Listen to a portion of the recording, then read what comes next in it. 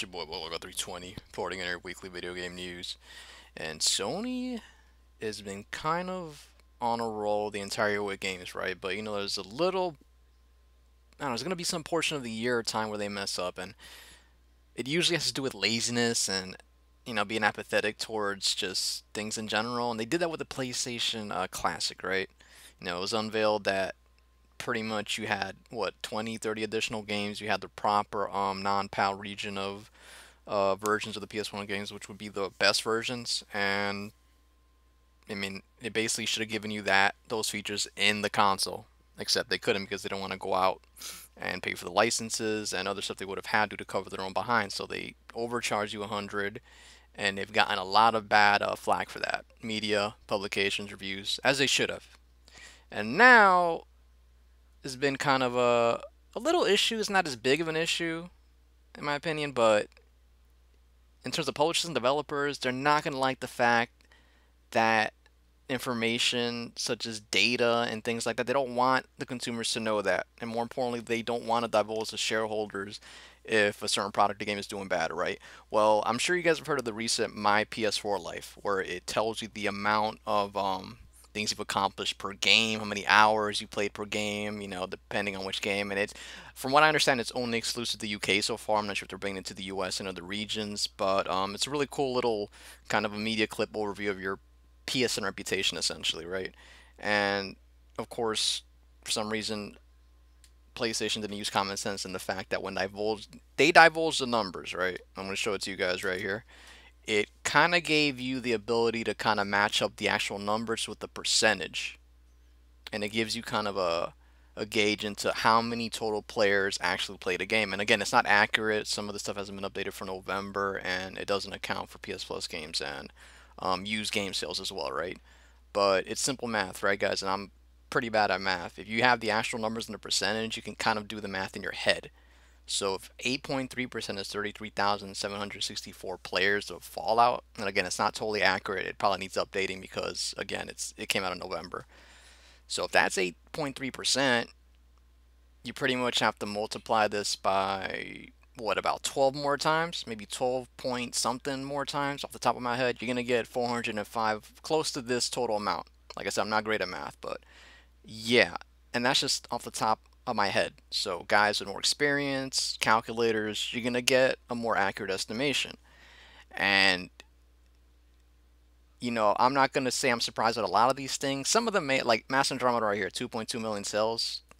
I know the game had a good reputation beforehand because they scored well. They were directed by Casey Hudson, who had a great resume, obviously, off of the first Mass Effect. But it's a bad game that sold great.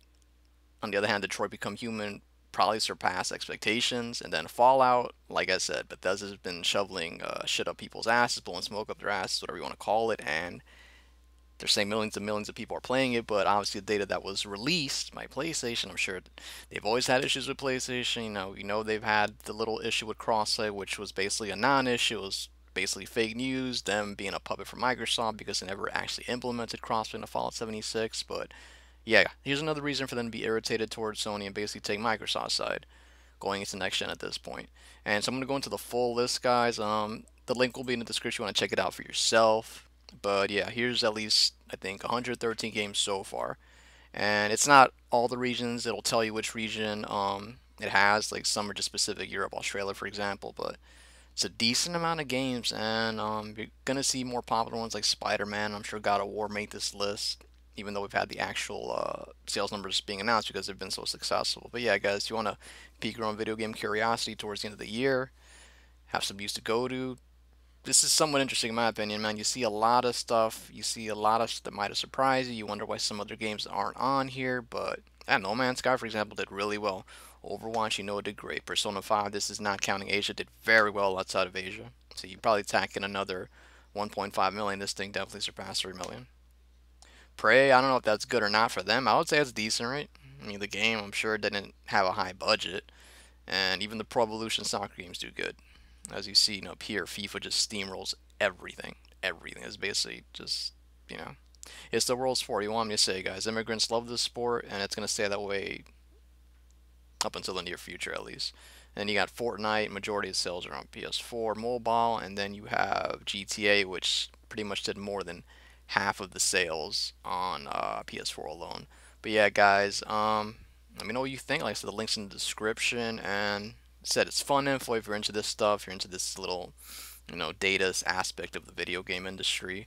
And there's at least 2 pages of this, but yeah, guys, let me know what you think. And I would say my biggest personal disappointment on this list would probably have to be Yakuza 6. Not that I'm that shocked. I didn't expect it to sell great because they're kind of trying to throw all the games at once, remastered before the generation ends so they can make in the money. But there's just too many Yakuza games. I've only played, what, one and a half so far, and there's just not enough time with all these other games in your back catalog.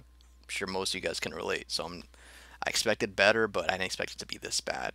But yeah, guys, let me know what you think. Let me know if you have any personal surprises from this list, and just how lazy is Sony getting, where people write with them not showing up to E3, and is this the beginning of the end for PlayStation, guys?